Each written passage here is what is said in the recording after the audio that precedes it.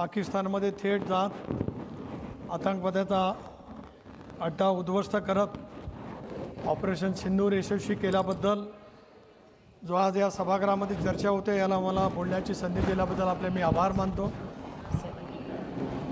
त्याचबरोबर ती हिंदवी स्वराज्य संस्थापक छत्रपती शिवरायांचा रायगड किल्ला जागतिक वारसा युनेस्कोच्या यादीत आणल्याबद्दल देशाचे पंतप्रधान नरेंद्र मोदी साहेबांचे आणि त्यांच्या सर्व सरकारचे मी मनापासून या ठिकाणी आभार मानतो। आज एक विलक्षण योगायोग या ठिकाणी आहे की 26वा कारगिल विजय दिवस 2 दिवसापूर्वीच आपण साजरा केला आणि ऑपरेशन सिंदूर यशस्वी झाल्याबद्दल या सभागृहामध्ये आपण लोकशाहीच्या माध्यमातून चर्चा करतो आहोत। विरोधी पक्षाच्या सर्व नेत्यांची मी भाषणे या ठिकाणी ऐकली, परंतु मनाचा मध्ये कोतेपणा किती असू शकतो, पंतप्रधान नरेंद्र मोदी साहेबांच्याबद्दल अमित शहा साहेबांच्याबद्दल द्वेष किती पराकोटीचा आहे हे विरोधकांच्या भाषणातून माझ्यासारख्या कार्यकर्त्याला या ठिकाणी अनुभवायला मिळालं। मला आठवतं की 93चा मुंबईला बॉम्बलास्ट झाला, त्यावेळेला भयावह परिस्थिती मुंबई शहरामध्ये निर्माण झालेली होती।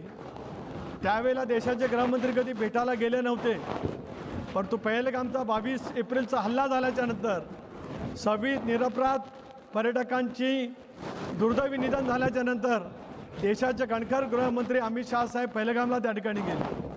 खरं आहे की आदरणीय पवार साहेब मुंबई स्टॉक एक्सचेंज उद्ध्वस्त झाल्याच्या नंतर शरद पवार साहेबांनी भेट दिली होती, परंतु देशातला कुठलाही गृहमंत्र्यांनी भेट देण्याचं धाडस असं आतंकवादी हल्ल्याच्या नंतर कधी त्या ठिकाणी दाखवलं गेलं नव्हतं। परंतु टीका टिप्पणी करत असताना आपण हे विसरत असतो की आतंकवादांचे हत्या या देशामध्ये अनेक वेळेला झाले। 93ला झाले, 2006मध्ये मुंबईच्या ट्रेनमध्ये साखळी बॉम्ब हल्ले त्या ठिकाणी झाले, 26/11चा मुंबईवरती शहरावरती झालेला हल्ला हा देशाच्या एकात्मतेवरती, देशाच्या अखंडतेवरती आणि या देशाची आर्थिक राजधानी असलेल्या मुंबई शहरावरती झाला। 2 दिवस त्या ठिकाणी हल्ला चालू होता, पण देशातला गृहमंत्री त्या ठिकाणी पोचले नाहीत, देशातला कोणी त्या ठिकाणी पोचलं गेलं नाही। आणि आज मुंबई हायकोर्टाने निर्णय दिल्याच्या नंतर आज मी भारत सरकारला विनंती करतो आहे की सर्वोच्च न्यायालयामध्ये सुद्धा या संदर्भामध्ये महाराष्ट्र सरकारने जे काही अपील केलं आहे त्यामध्ये महत्त्वपूर्ण भूमिका भारत सरकारने त्या ठिकाणी बजवावी। आपण पाहिलं अतिरेकी हल्ले वारंवार त्या ठिकाणी होत गेले। आपले पंतप्रधान नरेंद्र मोदी साहेब, अमित शहा साहेब, राजनाथ सिंगजी, तिन्ही सेना दलाचे प्रमुख या देशांतील संबंध आमचे शूर सैनिक यांनी अतिशय प्रगल्भपणाने पाकिस्तानमध्ये जाऊन त्या ठिकाणी जो काही अतिरेक्यांचा तळ उद्ध्वस्त करण्याचं धाडस दाखवलं त्याच्याबद्दल त्यांचे आभार मानण्यासाठी माझ्या शब्द भांडारामध्ये त्या ठिकाणी शब्द नाही आहेत। शेजारचं राष्ट्र काय म्हणतील, चीनला काय वाटेल, अमेरिकेला काय वाटेल असा विचार करत यापूर्वीचे अतिरेकी हल्ले या देशाने सहन केले।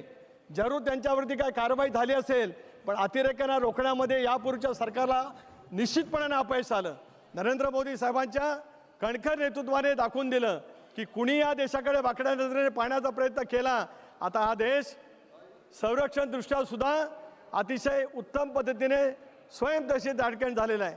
इतके दिवस, इतके वर्ष देशाच्या निर्मितीपासून आपण संरक्षण सामुग्री आयात करत आलो होतो, आता आपला देश संरक्षण सामुग्रीच्या उत्पादनामध्ये इतकं पुढे त्या ठिकाणी गेलेला आहे की आपल्या देशामध्ये लागणाऱ्या सामुग्री आपण बनवतो आहोतच, पण अनेक परराष्ट्रामध्ये लागणाऱ्या देशांना सुद्धा सामुग्री पुरवण्याचं काम आपण त्यानिमित्ताने करतो आहोत।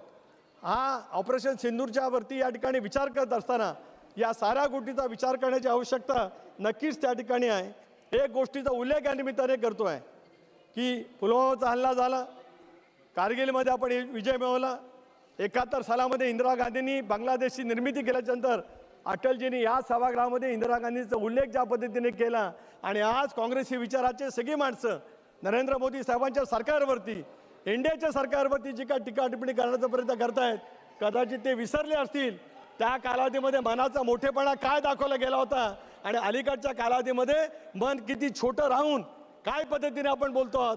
देशाच्या अखंडतेच्या बाबतीमध्ये या देशाची घटना डॉक्टर बाबासाहेब आंबेडकरांनी दिली, त्या घटनेचं सामर्थ्य लक्षामध्ये घेत देश जसा सामर्थ्य होतो आहे त्याच्या विचाराला बळ देण्याचं काम आपण सर्वांनी मिळून करण्याची आवश्यकता आहे। या देशाने केलेली कारवाई सर्व पक्षीय शिष्टमंडळाच्या माध्यमातून जगाच्या पाठीवरती नेण्याचा पहिला प्रयोग मोदी साहेबांच्या नेतृत्वाखाली भारत सरकारने केला आहे।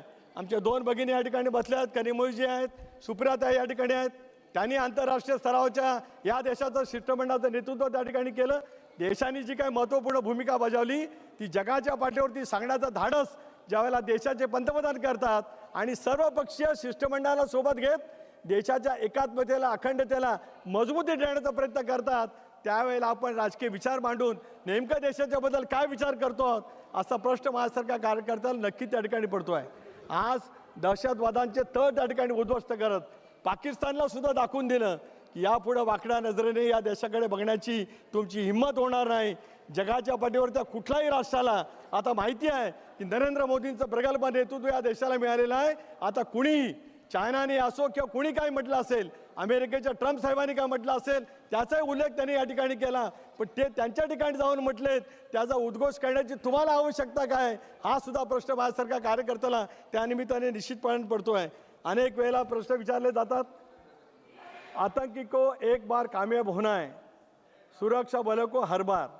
कई बार बहुत आसानी से हम सुरक्षा बलों के ऊपर उंगली उठा देते हैं, इंटेलिजेंस पर सवाल करते हैं.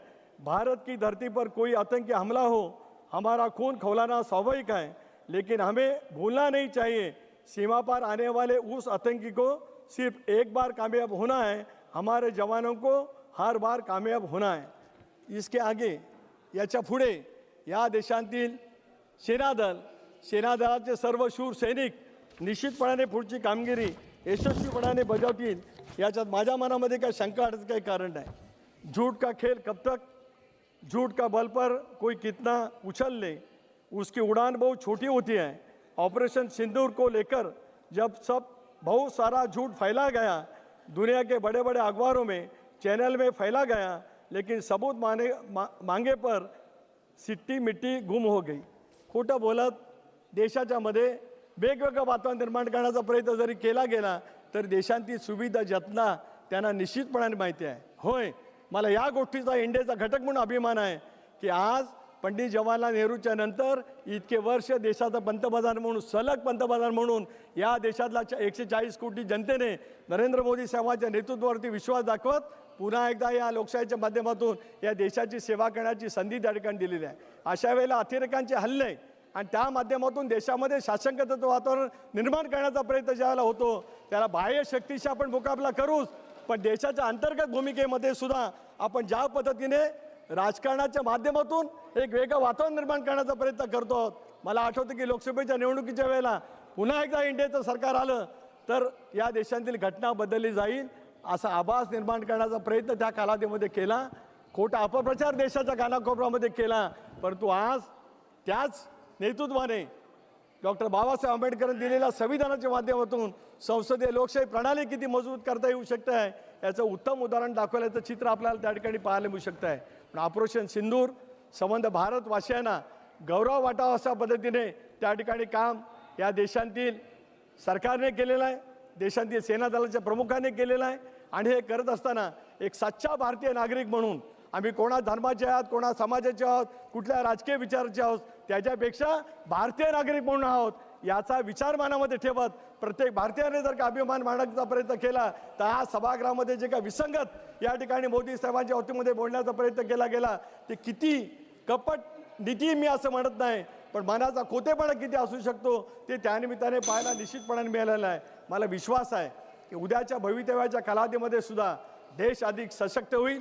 जगाच्या पाठीवरती कुठल्याही राष्ट्राची हिंमत या देशाकडे वाकड्या नजरेने बघण्याची होणार नाही आणि एका बाजूला प्रगतीपथावरती जाणारा देश सशक्त लोकशाहीच्या माध्यमातून सुद्धा अधिक फार मोठ्या प्रमाणावरती जगातलं तृतीय अर्थव्यवस्था असणारा देश नजीकच्या कालावधीमध्ये पाहायला मिळेल. आणि ऑपरेशन सिंदूर याच्याबद्दलचा आनंद व्यक्त करत असताना भवितव्याच्या कालावधीमध्ये या देशामध्ये तशापैकी प्रकार होणार नाहीत, या उलट मजबूतीच्या माध्यमातून देश जाण्याच्या दृष्टीकोनातून वाटचाल करेल असा सार्थ विश्वास आज या निमित्ताने व्यक्त करतो. पुन्हा एकदा पंतप्रधान नरेंद्र मोदी साहेब, अमित भाई, राजनाथ सिंगजी, सेना दलाचे सर्व प्रमुख, परराष्ट्र आमचे मंत्री या सर्वांचा अंतःकरणापासून आभार मानत असतानाच महाराष्ट्र आणि महाराष्ट्राचा विचार या देशाच्या एकतेसाठी त्याच पद्धतीने पुढच्या कालावधीमध्ये सतत प्रभावितपणे चालू राहील असा सार्थ विश्वास या ठिकाणी व्यक्त करतो. आपले आभार मानतो, थांबतो. जय हिंद, जय महाराष्ट्र.